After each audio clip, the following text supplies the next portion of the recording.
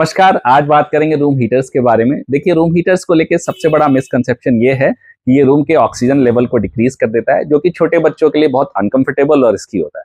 देखिए, सच्चाई तो ये है कि ऐसा बिल्कुल नहीं होता।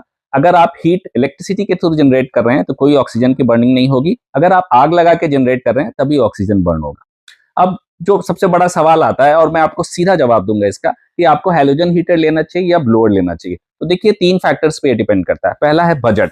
अगर आपका बजट कम है, 1000 रुपए के आसपास आप लेना चाह रहे हैं, तो आप हैलोजन हीटर ले लीजिए। अगर बजट इशू नहीं है, 2,500 से 3,000 आप लगा सकते हैं, तो आप ये ब्लोअर ले। दूसरा इशू है पावर कंजम्पशन। देखिए, ये जो हैलोजन हीटर है, ये 3 सेटिंग में आता है, 1 ट्यूब, 2 ट्यूब एंड 3 ट्यूब।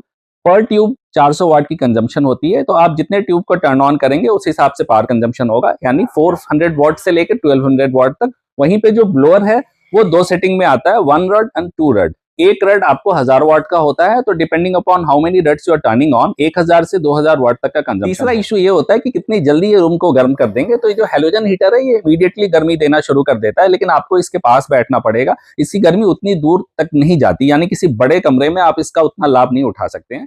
वहीं जो ये ब्लोअर है, क्योंकि इसमें रड के पीछे फैन लगा होता है, ये थोड़ा स्लोली रूम को हीट करता है, बट ये पूरे कमरे को हीट कर देता है। तो अगर आपको बड़े कमरे या हॉल में लगाना है, then blower would be a better option. इसी प्रकार की जानकारी के लिए हमारे साथ बने रहें। धन्यवाद।